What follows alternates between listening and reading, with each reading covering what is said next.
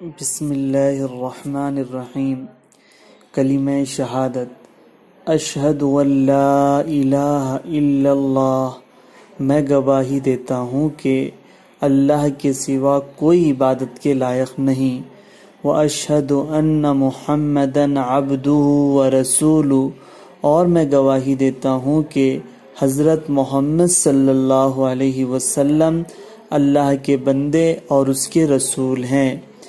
اشہد ان لا الہ الا اللہ واشہد ان محمدًا عبدہ ورسولہ، میں گواہی دیتا ہوں کہ اللہ کے سوا کوئی عبادت کے لائق نہیں، اور میں گواہی دیتا ہوں کہ حضرت محمد صلی اللہ علیہ وسلم اللہ کے بندے اور اس کے رسول ہیں۔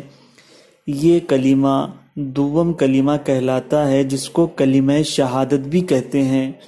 اس کلمے میں یہ بتلایا گیا کہ اللہ ایک ہے، یعنی گواہی اس بات کی دینا کہ اللہ ایک ہے اور اللہ کی خدائی میں کوئی اللہ کا شریک نہیں، اور اللہ اکیلا پوری دنیا کا انتظام چلاتا ہے، اور اللہ تعالی ہمیشہ سے ہے، ہمیشہ باقی رہے گا، اور اللہ تبارک و تعالی تمام عیوب یعنی سونے، کھانے، پینے، رہنے، یہ تمام چیزوں سے اللہ تعالیٰ کی ذات پاک ہے، اس بات کی گواہی دینا۔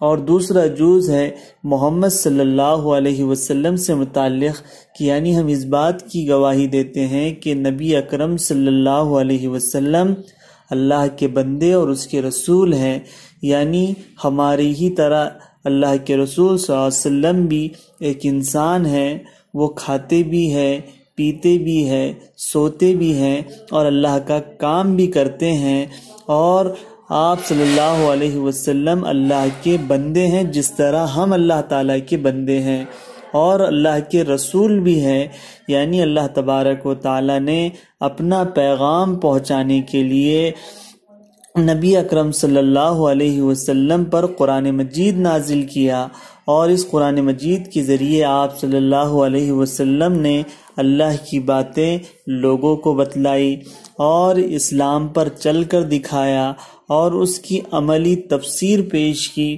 اور اسلام کے جتنے احکامات ہیں سب اللہ تبارک و تعالیٰ کے احکامات آپ صلی اللہ علیہ وسلم نے ہم تک کے پہنچائیں۔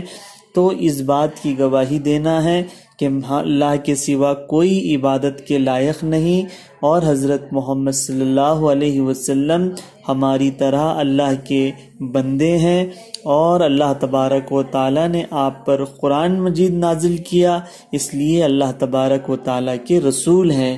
تو آئیے ہم اس کلمے کو دوبارہ دہراتے ہیں۔